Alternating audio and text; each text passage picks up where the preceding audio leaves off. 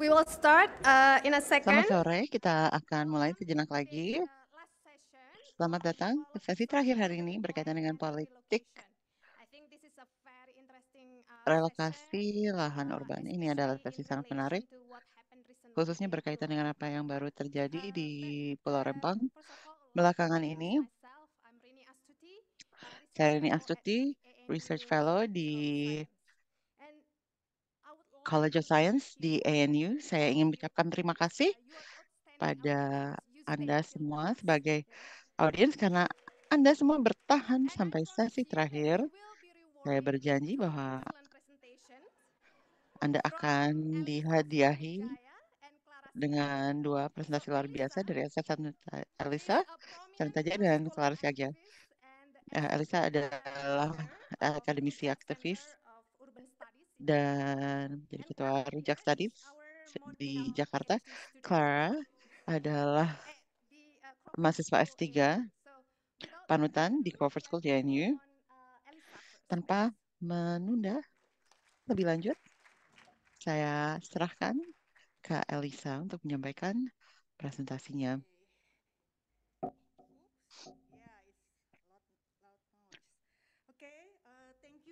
Ini suara. Terima kasih Indonesia Update atas undangannya, khususnya Pak Eden Kalinda. Di situ.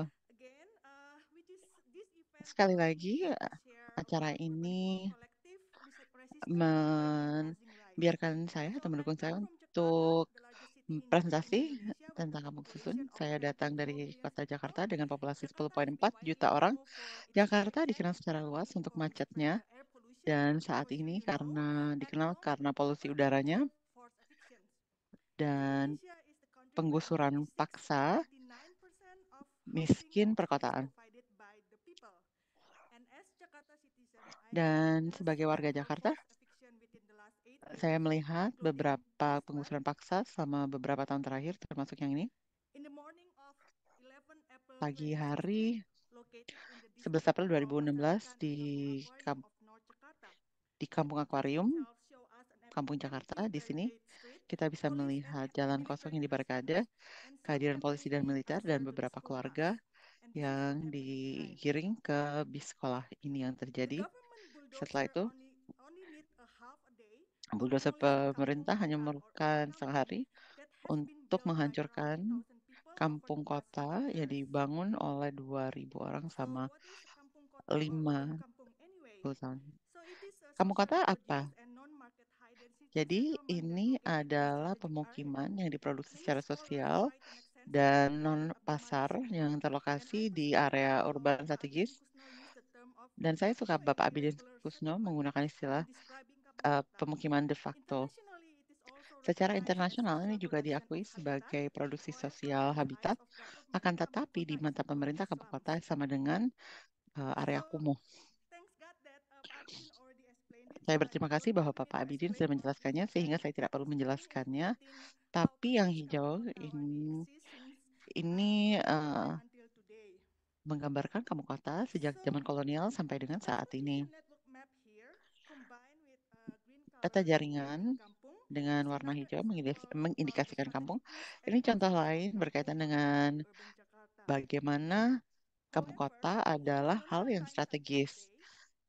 Akan tetapi sejak zaman kolonial sampai saat ini, kampung kota selalu terancam karena berbagai hal.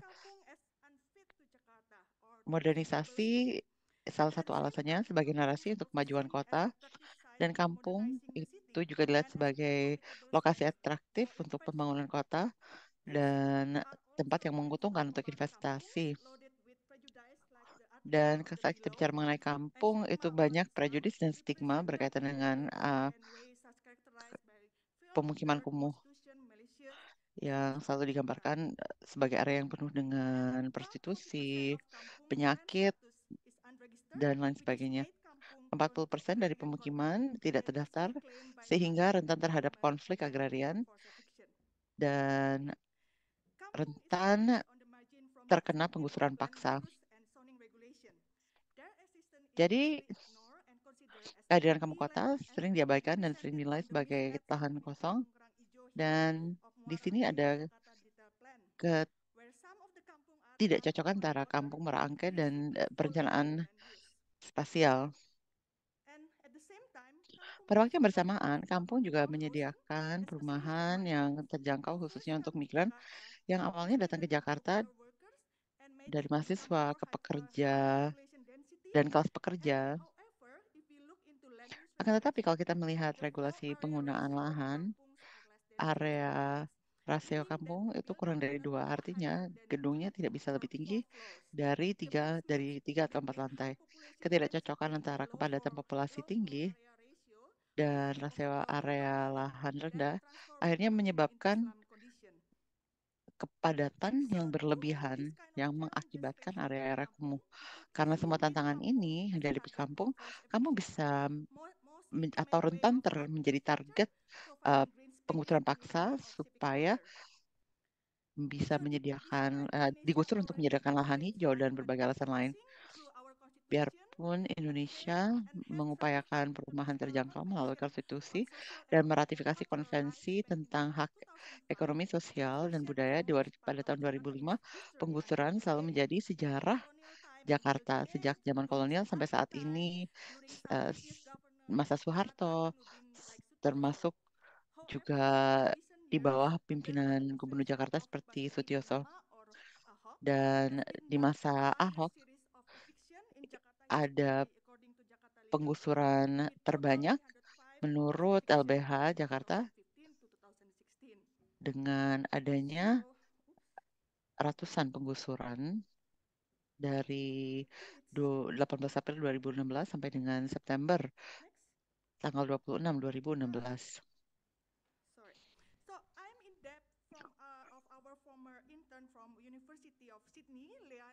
Jadi, Lea Emanuel, intern kami, mengidentifikasi dan mengartikulasi gerakan miskin urban, termasuk perlawanan mereka dan menggunakan taktik perlawanan yang dikerahkan oleh berbagai kelompok dan bagaimana praktek ini mereproduksi aksi orang untuk mengklaim hak perumahan mereka. Jadi taktiknya sangat beragam sampai dengan koalisi dan berjejaring antar kampung dan taktik lainnya. Taktik pertama disebut sebagai holding ground, jadi tetap bertahan di tanah kami, tetap hidup biarpun sudah dihancurkan. Contohnya di Kampung Akuarium beberapa penduduk kembali dan membangun kembali setelah penggusuran paksa. Dan karena ini Kampung Akuarium bisa mempertahankan ikatan komunitas mereka dan ada gotong royong dan lebih mudah untuk diorganisasi. Yang kedua itu adalah transformasi preemptif yang membuat perubahan yang mencegah penggusuran paksa.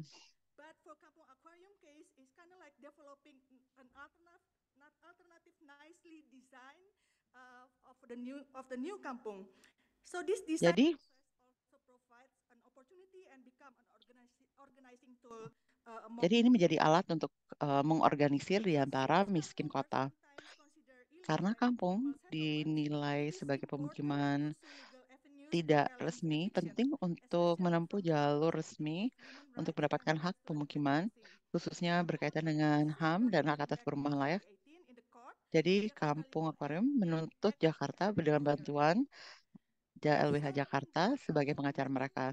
Di jaringan kampung mereka itu penting untuk menciptakan solidaritas dan dukungan material selama bertahun-tahun. Jadi jaringan ini menjadi taktik untuk bisa bertahan di kota. Contohnya, penduduk Kampung Akuarium memberikan dukungan moral ke penduduk Kampung Bayam yang digusur pada 2021. Yang penting dalam konteks saat ini, jaringan antar kampung menjadi penting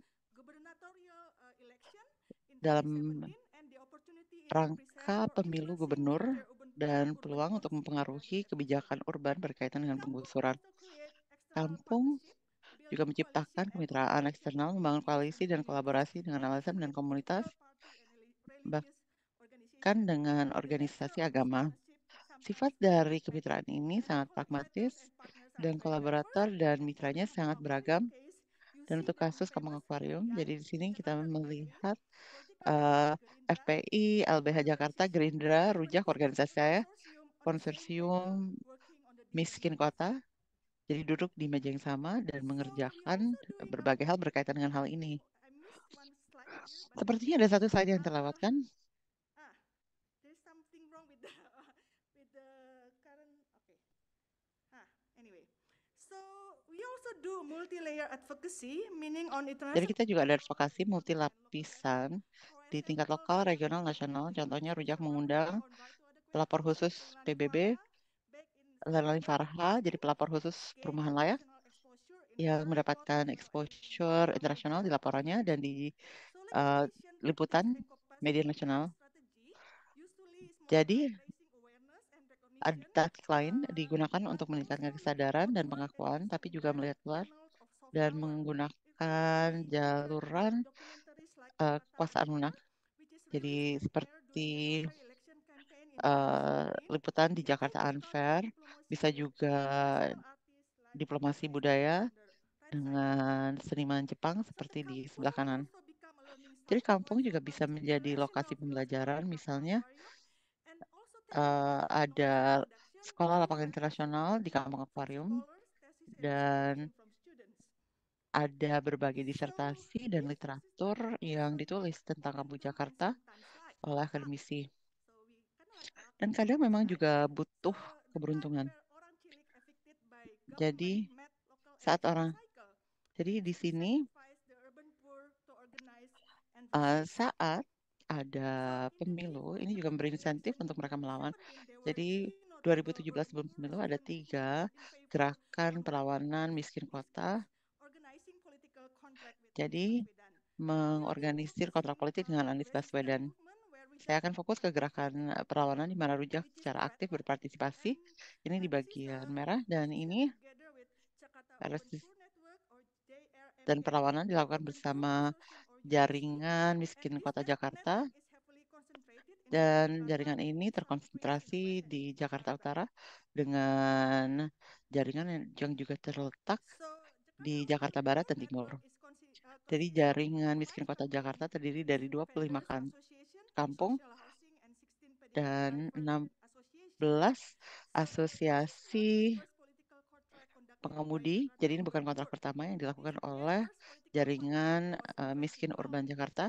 Yang pertama ada tahun 2012 dengan Jokowi, tapi tidak ada satupun kontrak yang dipenuhi Jokowi sebelum meninggalkan jabatannya sebagai gubernur.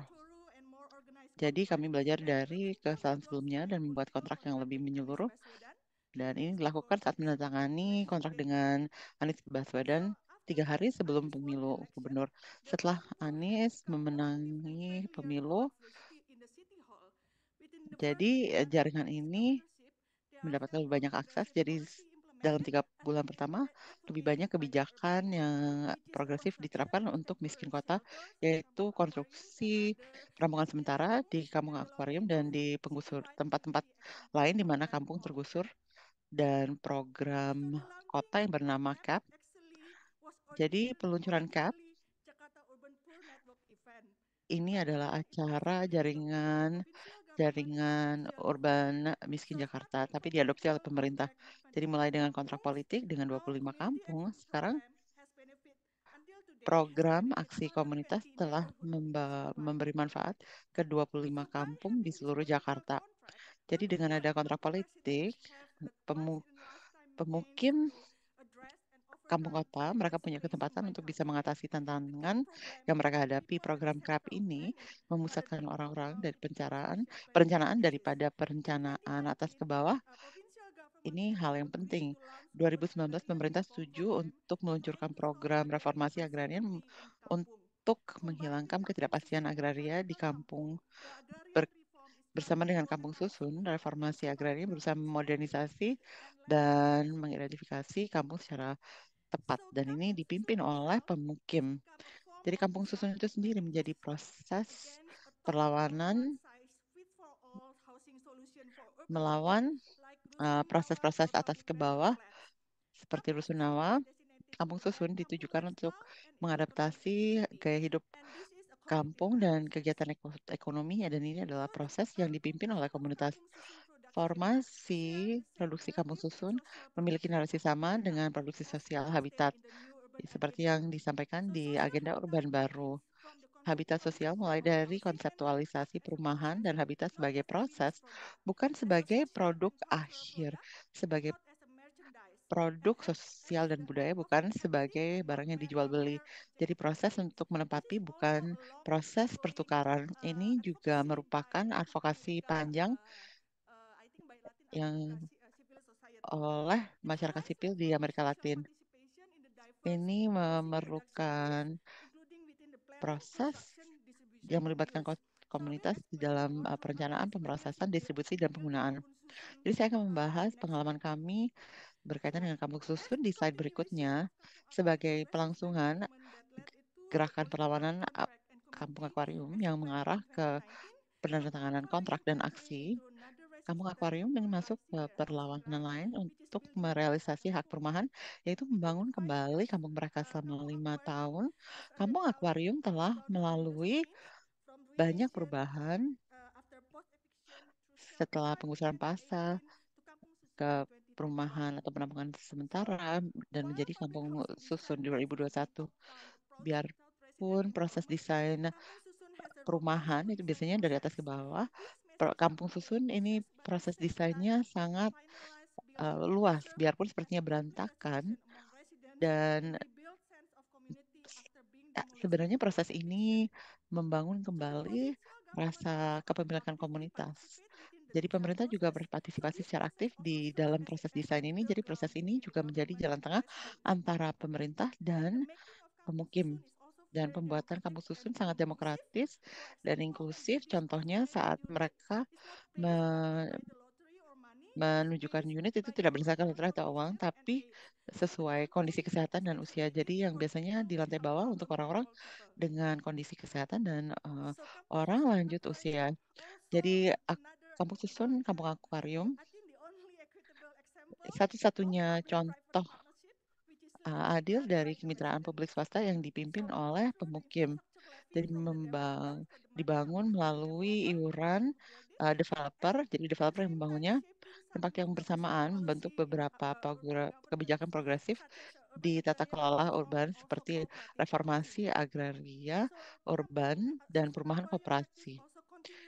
Jadi praktek kampung susun menjadi model. Jadi ini bukan praktek terbaik, tapi hanya model untuk tiga kampung lain yang digusur untuk proses pembangunan kembali, termasuk Kampung Kunir, Kampung Susun Cakung yang dulunya Bukit Duri Residence, dan Kampung Susun Bayam.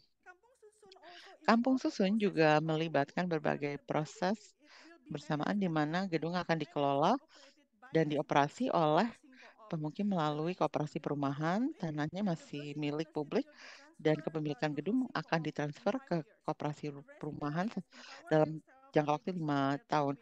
Para pemukim juga memberdayakan dirinya supaya mereka bisa bernegosiasi dengan pemerintah. Saya merasa mendapatkan kehormatan bisa terlibat secara aktif dalam proses ini selama 8 tahun terakhir. Ini adalah refleksi saya.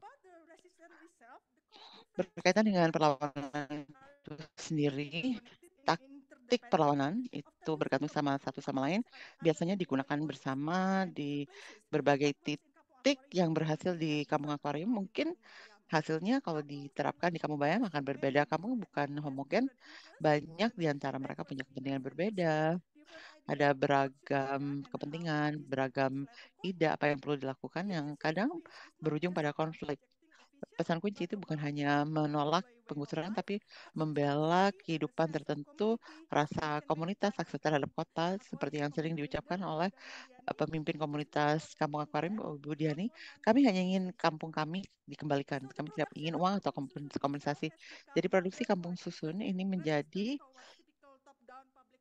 perlawanan terhadap praktek perumahan dari atas ke bawah di Jakarta dan Indonesia secara umum, di mana pemukim secara aktif mengambil peran dalam proses desain dan produksi dan penggunaan. Jadi saya ingin meminjam istilah Pak Beni Kusnyo, kampung susun ini bisa menjadi strategi penengah untuk miskin perkotaan untuk mengakui dan memenuhi hak perumahan mereka dengan cara yang berwibawa. Jadi kita juga memang mengambil manfaat dari keberhasilan Kampung Susun. Kampung Susun ini mendukung kita untuk melakukan advokasi yang kuat terhadap pemerintah. Kampung Susun seringkali menjadi lokasi pelatihan dan kunjungan secara berkolaborasi dengan Bappenas. Ke, Kisah keberhasilan ini juga berdampak pada kerjasama untuk perumahan yang dibangun di Muara Angka dan memberi banyak inspirasi ke pemukim bahwa perumahan atau akses terhadap perumahan yang adil bisa dilakukan di kota. Dan saya ingin mengucapkan terima kasih ke siapapun yang terlibat di perlawanan kampung kota. Saya ingin mengucapkan terima kasih ke Koperasi Perumahan, arsitek, semua aktivis yang berkolaborasi dengan kami dan mengikuti presentasi selanjutnya berkaitan dengan perencanaan urban. Jika Anda ingin tahu lebih banyak mengenai proses perencanaan kampung akuarium, ada bab yang ditulis oleh arsitek komunitas kami di buku barunya yang baru disunting yang berjudul Buku Indonesia Urban. Ada bab yang disebut sebagai partisipasi di dalam praktek perencanaan dari kasus kampung akuarium. Terima kasih.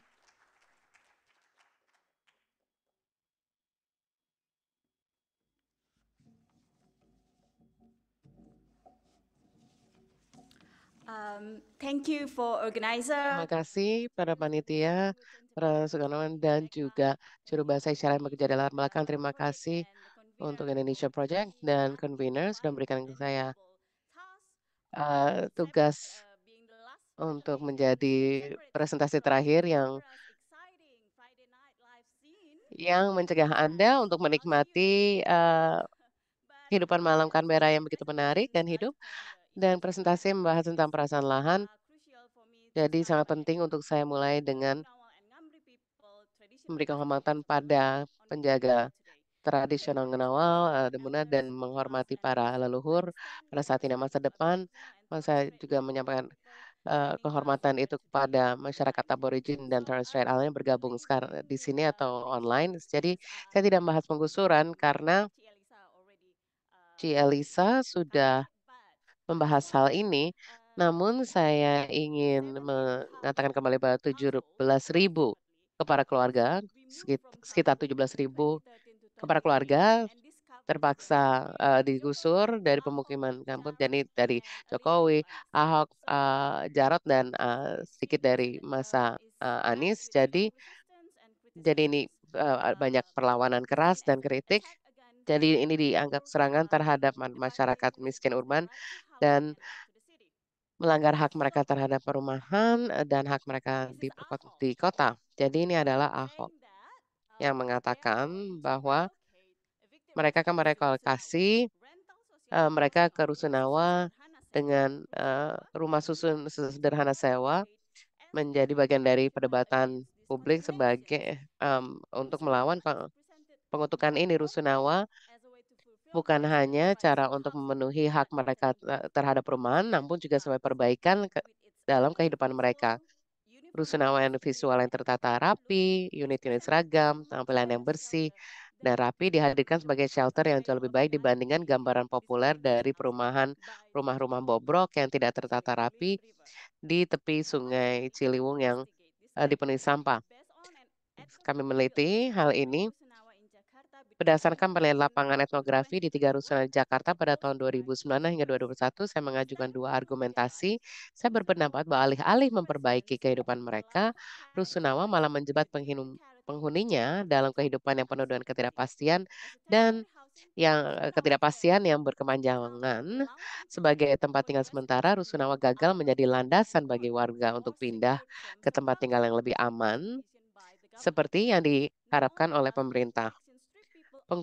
Penggusuran tidak hanya menghilangkan aset-aset utama mereka dan mata pencarian masyarakat, namun skema sewa juga menempatkan mereka dalam lingkaran hutang yang sulit untuk mereka hindari. Selain itu, ketidakkekalan dan berkepanjangan ini menimbulkan perasaan cemas dan melemahkan kemampuan keinginan mereka untuk menjadikan rusunawa sebagai rumah mereka. Akibatnya, baik warga dan pemerintah terjebak dalam kebuntuan tanpa ada jalur jelas untuk maju atau keluar.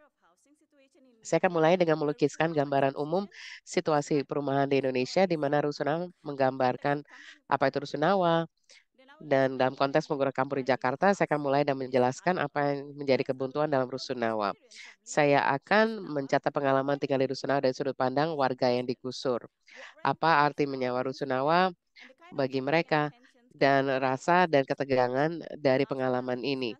Terakhir, saya akan membahas beberapa solusi yang dibahas dan diedarkan di kalangan warga dan pejabat dan em, para pengambil keputusan untuk keluar dari kebuntuan ini.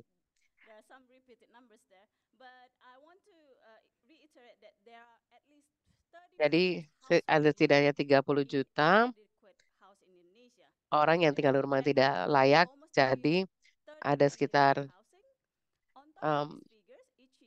selain itu setiap tahunnya diperkirakan Indonesia membutuhkan 780.000 hingga 1,3 juta rumah hingga tahun 2045. Tapi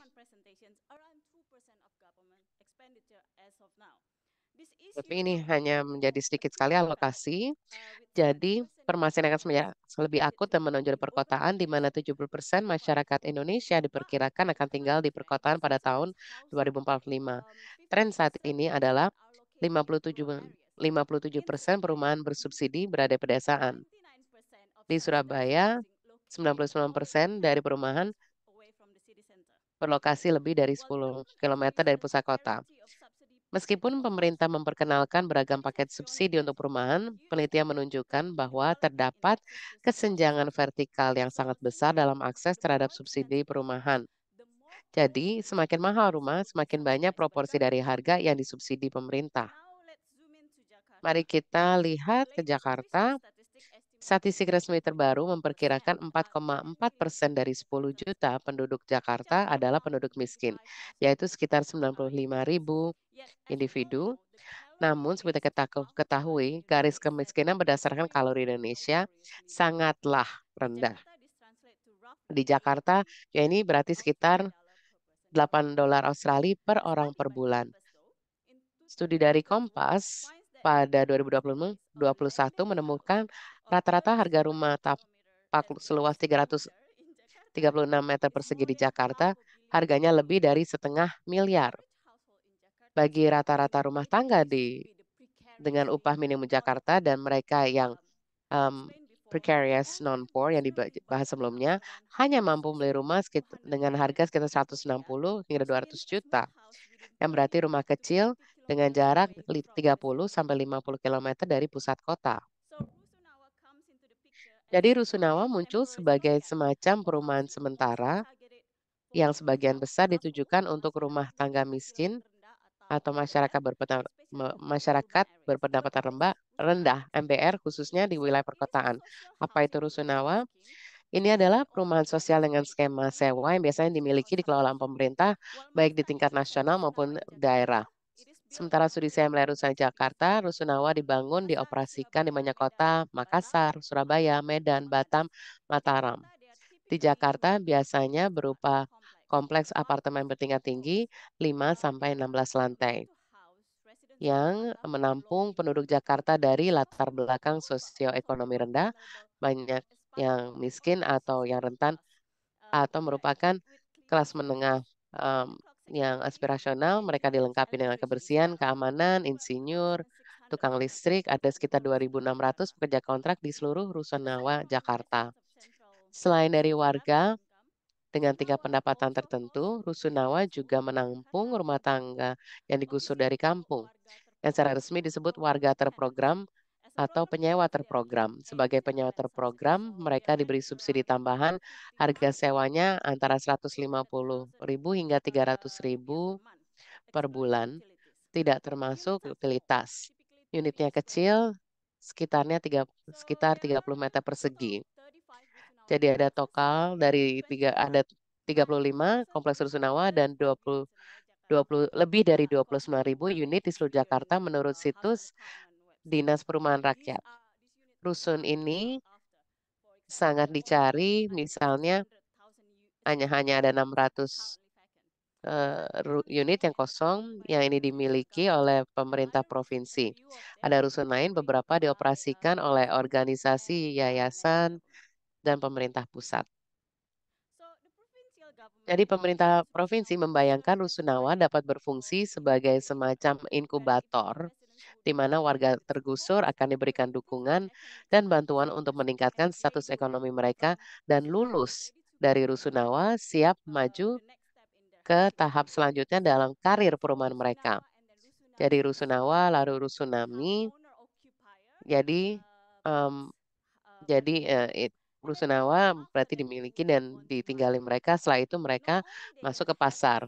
Tidak hanya mendapatkan subsidi sewa yang besar, mereka juga berhak mendapatkan bantuan lainnya selain kesejahteraan sosial seperti PKH atau Kartu Jakarta Pintar. Pemerintah juga menyelenggarakan pelatihan keterampilan kewirausahaan seperti reparasi AC, memasak, kerajinan tangan, membatik. Idenya, warga dapat menggunakan keterampilan ini untuk memulai usaha bisnis yang menguntungkan, menabung, dan pindah ke perumahan berikutnya. Konsep kelulusan di Rusunawa serupa dengan model yang ditemukan dalam program bantuan tunai termasuk PKH. Menurut model ini, setelah beberapa tahun menerima bantuan yang melimpah, penerima manfaat akan dapat keluar dari program dan hidup tanpa bergantung pada dukungan pemerintah. Model ini dikritik, antara lain karena mengasumsikan lintasan keluar dari kemiskinan secara linier dan meremehkan peran struktur dan faktor makroekonomi yang mendorong masyarakat kembali ke kemiskinan. Jadi di Rusunawa, pengelola Rusunawa juga menganggap tugas mereka untuk mendidik seperti memberikan layanan tentang bagaimana menjadi orang tua baik dan pada warga yang kusur seperti yang saran staf di sini. Ini jadi mereka dianggap sebagai ibu kos dan pemerintah dianggap sebagai memiliki sifat ngemong. Dan dia seringkali dianggap panti sosial, di mana masyarakat miskin dan rentan diurus dan disipliner sekali, dirawat dan didisiplinkan. Namun, meskipun telah menerima intervensi ini selama 6-10 tahun, tidak ada tanda-tanda bahwa program ini meningkatkan kehidupan warga yang digusur, apalagi membantu mereka lulus dari Rusunawa. Sebaliknya, Rusunawa terlilit tunggakan. Angka terakhir menunjukkan pada Juni 2020, hutang mencapai 71,2 miliar, sekitar 7,12 juta dolar Australia. Lalu apa yang terjadi di Rusunawa? Mari kita mulai dengan penggusuran. Penggusuran pada dasarnya adalah perampasan materi. Para penduduk kehilangan tanah dan rumah mereka yang mungkin merupakan satu-satunya aset terbesar yang mendapat mereka miliki seumur hidup. Di kampung, rumah ini menjadi sumber pendapatan utama mereka dari kamar yang mereka sewakan, atau kios atau industri rumahan yang mereka jalankan. Masyarakat mendapat manfaat dari kepadatan kampung sebagai basis konsumen atau sumber informasi tentang pekerjaan dan spekulasi ekonomi. Selain itu, kampung biasanya dekat dengan pusat perekonomian, berarti banyak peluang untuk menghasilkan pendapatan. Karena itu relokasi ke Rusunawa yang tertutup di pinggiran kota dirasakan sebagai pemiskinan.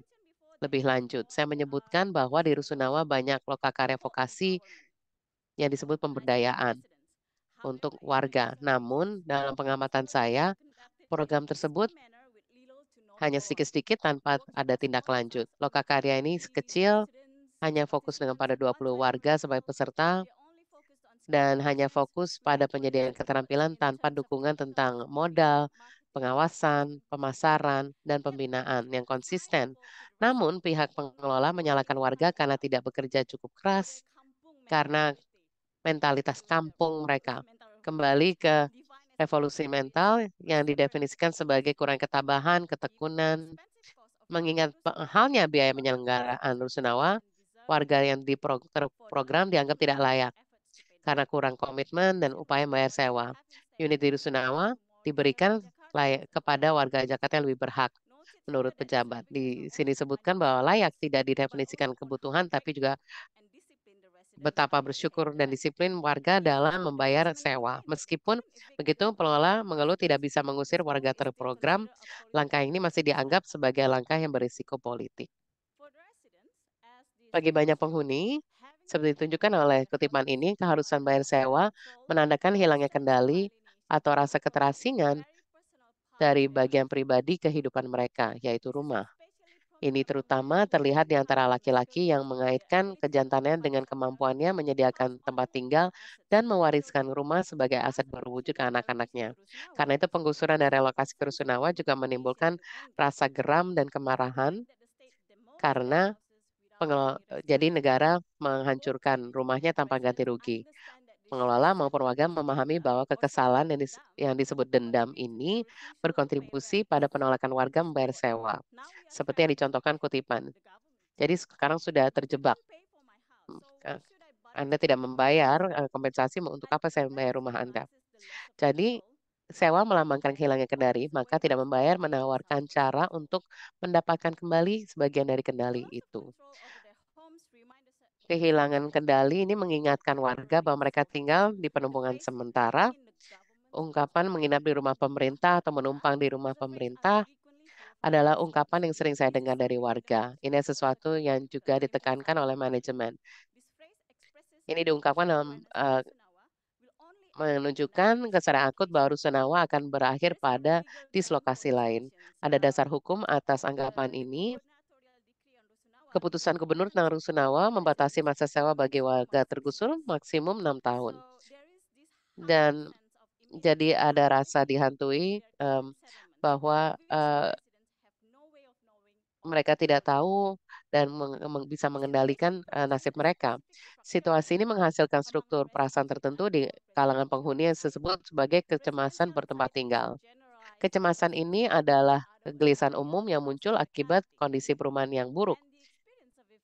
Pengalaman ini semakin memperkuat rasa ketidakberdayaan ini. Sementara masyarakat berusaha mencari jalan keluar,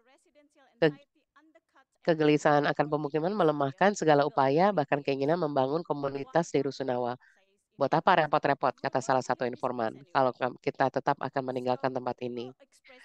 Jadi mereka mengekspresikan keraguan, pentingnya menginvestasikan waktu dan upaya menciptakan rasa memiliki bersama di Rusunawa. Perasaan bahwa pemukiman mereka dapat berakhir kapan saja semakin diperkuat oleh kekosongan peraturan sehubungan dengan apa yang akan dilakukan pemerintah karena sekarang mayoritas penduduk warga terprogram sudah melewati batas sewa atau mendekatinya. Kekosongan hukum ini menciptakan ketakutan yang terbayang dan mereka menafsirkan beberapa langkah manajemen sebagai taktik untuk mengusir penyewa terprogram satu persatu. Namun karena penggusuran, pemiskinan, kegelisahan akan hunian di Rusunawa semakin memperkuat nostalgia kampung yang tergambar dalam kutipan berikut.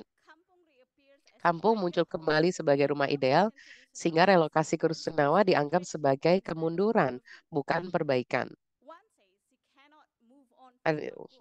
Bisa mengatakan tidak bisa berpindah dari kampung, dan dia bilang kampung adalah kampung halaman. Seperti katakan Emily Hertzman, kampung halaman lebih dari sekedar lanskap fisik yang familiar, namun juga sebuah ruang sosial di mana pemahaman seseorang tentang dunia dibagikan dan dihargai oleh orang lain. Kampung adalah tempat ari-ari atau tali pusar mereka dikuburkan sebagai ungkapan yang saya dengar untuk menjelaskan kerinduan terhadap kampung. Ungkapan ini nampaknya mengartikan bahwa hubungan warga dengan kampung lebih jasmani dan spiritual. Karena semua namanya memahami situasi kebuntuan ini, saya minta warga, manajemen, dan pejabat tingkat provinsi tentang pemikiran dan rencana mereka untuk mengatasi kebuntuan ini. Para pejabat menekankan bahwa skema uang muka nol sebagai skema terjangkau berikutnya. Namun semua informasi saya memahami bahwa tidak ada bank yang akan meminjamkan KPR kepada mereka karena mata pencarian mereka yang informal dan pendapatan mereka yang tidak menentu. Mengingat ketidakmungkinan alternatif ini, beberapa staf pengelola melihat bahwa penegakan batas sewa yang tepat sebagai satu cara untuk memulihkan Rusunawa secara fiskal. Namun hal ini akan menciptakan situasi tunawisma yang lebih buruk lagi. Mengikatnya kuatkan ikatan emosional, sosial, ekonomi dengan kampung, mayoritas akan pindah ke tempat yang mendekati pemukiman asal mereka. Namun kali ini mereka akan dalam kondisi yang lebih genting dan terpuruk, kehilangan seluruh aset dan harus membayar sewa kampung yang lebih mahal lagi. Gagasan lain yang sering dilontarkan adalah keringanan tunggakan. Ini mungkin memberikan keringanan hukuman bagi warga, tapi tanpa pengaturan yang hati-hati, ini akan membuat marah sejumlah warga yang berusaha tetap membayar sewa mereka. Alternatif ini tidak menyelesaikan persoalan pokok sewa. Apa yang terjadi selanjutnya setelah hutangnya diampuni? Selain lagi ada kompensasi uang, banyak dikatakan warga masih memaksa mendapatkan itu. Mereka berargumentasi dengan dana cukup, mereka bisa mencari lahan di tempat lain, membangun rumah baru, akhirnya hidup mandiri tanpa bantuan pemerintah. Sesuai dengan keinginan negara. Terakhir ada model yang telah diuji cobakan di beberapa kampung, seperti yang disampaikan Ci Alisa tadi. Waktu saya mengangkat hal ini, pendapat mereka bervariasi. Ada yang menganggap ini sebagai hal yang bisa, ada yang tidak terlalu optimis. Mereka tidak hanya mempertanyakan kemampuan mereka untuk mengelola, dan mereka menyadari tanpa subsidi pemerintah, mereka harus mengeluarkan biaya lebih untuk pengoperasian rusunawa. Rusunawa hanyalah tidak bisa hanya pilihan perumahan yang tidak ramah lingkungan bagi banyak warga yang tergusur. Saya ingin menambahkan mengatakan beberapa poin sebelum menyelesaikan. Perumahan khususnya untuk masyarakat miskin yang sangat genting dan yang memiliki kecemasan dan mayoritas urban akan menjadi semakin penting untuk kota-kota Indonesia. Rusunawa dianggap sebagai salah satu solusinya, namun justru menjadi tempat yang menjebak mereka dengan keterpurukan secara berkepanjangan tanpa kemampuan keinginan untuk menjadikan rusunawa sebagai rumah mereka. Ada beberapa solusi, tidak ada satupun yang bisa memuaskan semua orang. Jalan ke depan kemungkinan besar akan melibatkan beberapa langkah sekaligus. Solusi bagi satu penduduk atau rumah tangga akan berbeda dengan lainnya. Kuncinya adalah merumuskan alternatif ini melalui pembicaraan yang erat dan penuh rasa hormat dengan warga dan dengan komitmen untuk memperlakukan perumahan sebagai hak asasi manusia. Terima kasih banyak.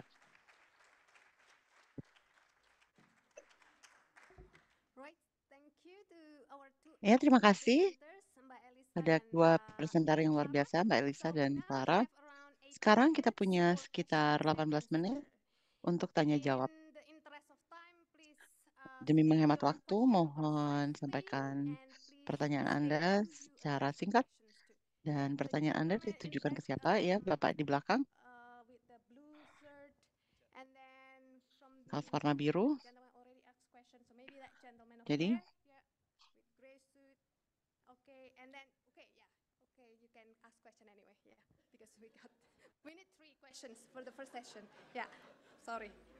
Thank you Mbak Rini. Thank you Mbak Elisa and Clara. Hai Mbak Elisa. I'm Asrul. halo Mbak Elisa dan Clara. Saya Asrul, saya mahasiswa S3. Mbak Elisa mengajak saya Kampung Akuarium pada 2017 di Jakarta.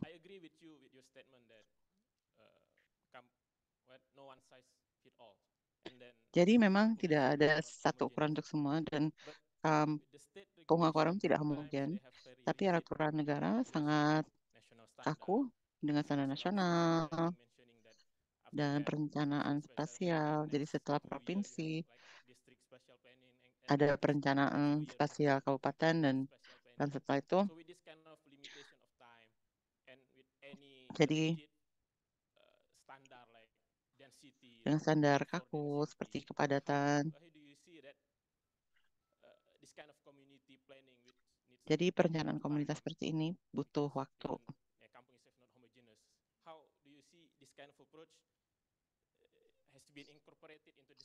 Jadi pendekatan seperti ini harus dimasukkan ke regulasi negara.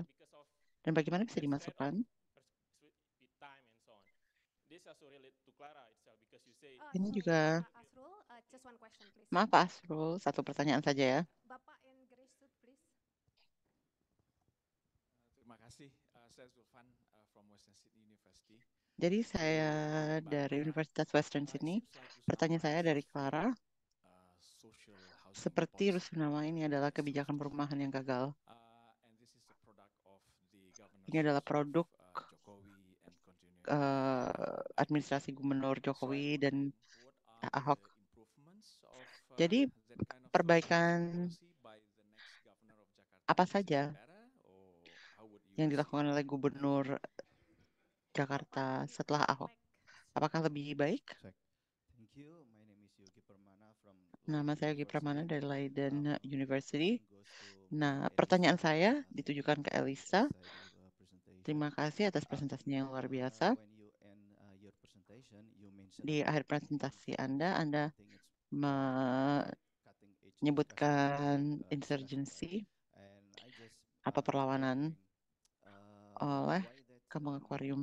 we can find planning insurgency in Jadi, Jakarta with the Kampung Susun case that you already mentioned. kenapa But ini bisa ditemukan di Kampung Akuarium, tapi perlawanan seperti ini jarang terjadi di kota lain sejak ada penggusuran di tempat-tempat lain di Indonesia. Apakah ada penggerak kontekstual dan karena itu ada perlawanan di beberapa kota tapi tidak ada di kota lain? Mbak Elisa, apakah Anda ingin mulai? Ya, halo Asrul. So, yeah, actually this is all government program. Sebenarnya ini And program I think pemerintah. one thing that make it different with typical housing solution from government because Jadi it yang was membedakan this dengan one is solusi financed by tipikal infrastructure levy pemerintah, from developers. ini So didanai it's oleh free iuran up infrastruktur for many dari developer. regulated Jadi membebaskan kita dari berbagai standar Kementerian PUPR seperti yang terjadi di Rusunawa. Jadi para pemukim bisa kreatif dan mereka bisa mendesain sesuatu yang lebih besar daripada desain asli Rusunawa. Jadi ini juga mendukung mereka untuk mendorong zonase tertentu. Ada juga program nasional DAK di DAK integrasi. DAK integrasi, jadi integrasi dan alokasi khusus kombinasi antara air, sanitasi, perumahan publik atau perumahan rakyat, dan menyediakan infrastruktur. Yang ini sebenarnya program Bappenas, tapi mereka mendapatkan inspirasi dari Jakarta. Jadi ini program multitahun yang dimana pemerintah lokal dapat mengusulkan ke Bappenas dan mendapatkan 1 tahun untuk melakukan perencanaan dan beberapa tahun setelah itu untuk melakukan implementasi. Jadi ada partisipasi juga di awal dan pada akhir program semua konflik agraria harus diselesaikan juga. Jadi ini cukup berhasil, ini program yang berhasil dan bahkan Bappenas meminta kami untuk memberikan pelatihan untuk program integrasinya dan beberapa pelatihan ini juga menggunakan Kampung Akuarium sebagai studi kasus. Jadi perencanaan atau perlawanan seperti ini tidak hanya di Jakarta, misalnya ada di jaringan kami di Arkom Jogja yang menggunakan hal yang sama, tapi masalahnya beda. Jadi mereka berhadapan dengan Sultan. Jadi biarkan Arkom Jogja untuk menjelaskan, tapi kasus kami seperti di Makassar. Jadi jaringan kami mengadakan kebijakan pembagian lahan yang difasilitasi oleh wali kota saat ini, Pak Dhani Pomanto, yang cukup berhasil sampai saat ini. Jadi saya tidak ingin mengatakan niat politik, tapi harus bekerja dua arah, bukan hanya pemimpin urban, tapi juga oleh masyarakat sipil. Terima kasih Pak Zufan. Apakah perumahan sosial, kebijakan perumahan sosial ini gagal? Jadi saya harus mencatat bahwa Rusunawa sudah berjalan sejak 1990, jadi yang tertua itu dibangun pada 1992. Apakah gagal? Ya gagal karena jadi ini karena gagal memenuhi ekspektasi pemerintah, tapi apakah gagal sebagai perumahan? Karena ada penghuni yang suka tinggal di situ. Jadi sebagai latar belakang, dan dalam 5 tahun, pemerintah Provinsi Jakarta berharap akan ada rumah untuk 250.000 keluarga, dan Rusunawa hanya menyediakan 2,5% dari itu. 8% itu Rusunami dan 90% diharapkan akan disiapkan oleh pasar. Jadi Rusunawa ini perumahan gagal kalau kita tidak paham karakteristik kemiskinan dan kerentanan di Jakarta dan kekuatan struktural di sekitarnya yang mendukung orang-orang untuk pindah atau keluar dari situ. Jadi tanpa perubahan struktural dan perubahan di tingkat ekonomi makro, mereka harus disubsidi selama mereka hidup di Rusunawa. Jadi ada sebagian dari miskin kota dan pemukim di situ jika tidak ada perubahan makro dan perubahan pada kemiskinan. Jawaban yang sangat baik. Jadi sekarang kita mengambil pertanyaan yang diterima via Zoom. Masih ada 150 peserta yang bergabung lewat Zoom. Ada 2 pertanyaan dari satu orang. Dari Rizkyana Siki, Universitas Diponegoro, Semarang. Ada 1 pertanyaan untuk Mbak Elisa. Apakah mengenal konflik horizontal di komunitas? Jadi bagaimana menjaga rasa komunitas? Dan untuk Mbak Clara, apakah ini skema Rusunawa bisa digunakan untuk mengamankan orang-orang? Jadi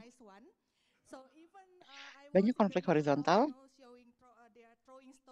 Jadi biarpun saya menunjukkan foto mereka melempar batu satu sama lain,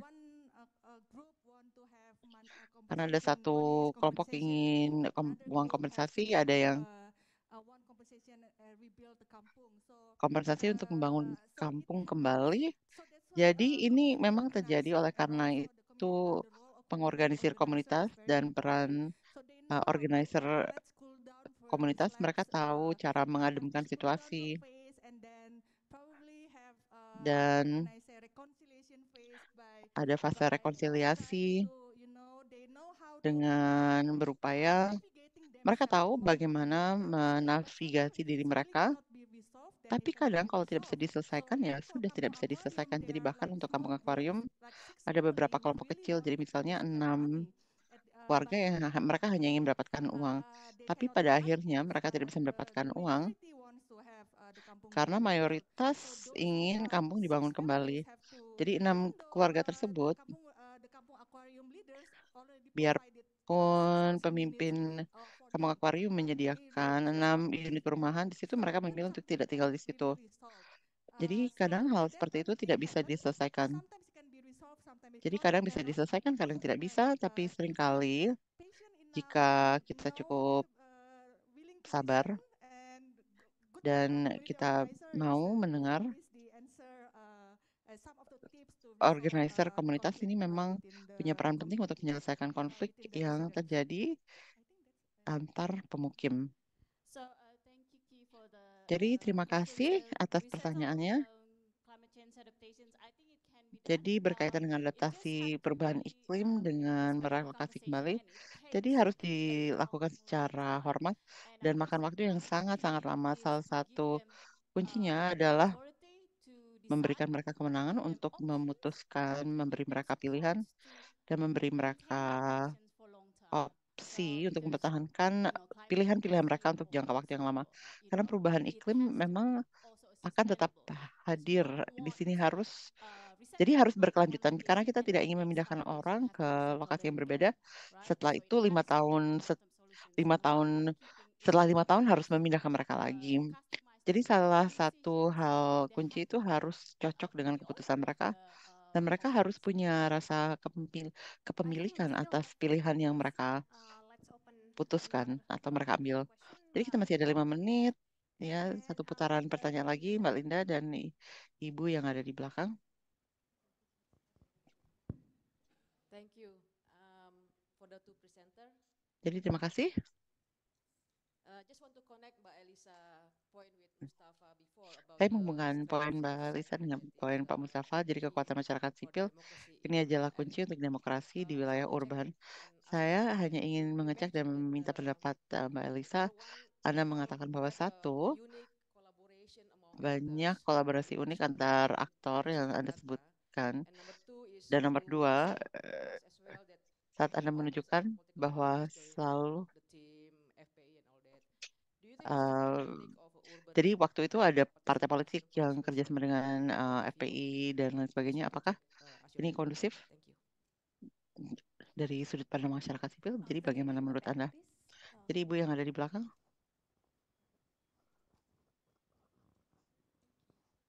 Thank you both so much for your Terima speeches kasih today. banyak atas I thought pidato that you Anda. made a really interesting point, and I Menurut wanted saya to poin ask Anda sangat more menarik dan about saya how, ingin lebih banyak bertanya how bagaimana authority and power bagaimana from kewenangan dan individuals kekuasaan living in untuk these individu yang high-tech tinggal di cities fasilitas seperti ini translates to developing bisa personal diterjemahkan economic ke mengembangkan independence kemandirian ekonomi supporting pribadi the challenging atau structures that are keeping them in poverty. atau keluar dari This is a question to struktur-struktur Elisa yang or tetap to Clara? menjerat mereka dalam kemiskinan. Ini pertanyaan ditujukan ke siapa? I guess more related to Clara's Ini lebih later berkaitan points. dengan poin-poin One minute Clara. each, please. 1 menit. Ya, Anda mendapat Elisa dan Clara Yeah, mendapatkan and waktu 1 menit I masing-masing think untuk menjawab. for Sekali lagi, Kampung Aquarium case, they are untuk very kasus pragmatic. Kampung They are Akuarium, open to mereka sangat anyone who pragmatis can dan mereka help us. terbuka But you know, dengan they dan mereka what do you terbuka say, ke siapa saja yang bisa membantu. like filter along the Tapi way. mereka By the sudah time mengembangkan movement filter become very, saat I can say, gerakan related menjadi to the housing rights, then sangat Gerindra, berkaitan dengan hak FPI perumahan, was Gerindra, cut FPI out of the picture. So tiba-tiba tidak ada di more, situ. our involvement Jadi become more intense. So it really pelibatan good. kami FPI menjadi is lebih very intens. good Jadi in FPI terms sangat of bagus providing dari segi water, menyediakan fuel, air, by the like, makanan. first month of the eviction. Sama satu And then bulan Gerindra pertama was penggusuran supporting dan that Gerindra all juga this thing. But by the time we mendukung have mereka discussion memberikan about tenda. human Tapi rights, about saat kita housing bicara mengenai rights, HAM, they hak suddenly perumahan, out of picture. mereka tiba-tiba sudah tidak ada. Mereka tiba-tiba lenyap. Thank you for the questions. Terima kasih atas About pertanyaannya. power and how it Berkaitan translates. dengan kekuasaan, It's bagaimana ini my whole thesis, so diterjemahkan. stay Jadi tuned. ini tesis saya tentang hal ini. But Jadi I think what tetap ikuti needs saya to ya. be criticized here is the Tapi idea yang perlu that dikritik di this sini can adalah ide bahwa what you call it, a fish, right? jadi But the kalau kita answer is memberikan orang there's no fish in the oceans, right? eh, Right?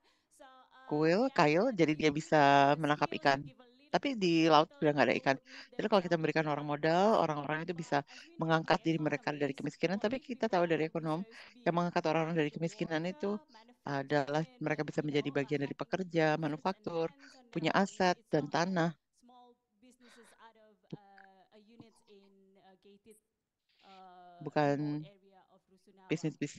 bisnis kecil dari wilayah Rusunawa. Jadi membantu mereka membuat bisnis kecil di Rusunawa tidak akan membantu mengangkat mereka dari kemiskinan.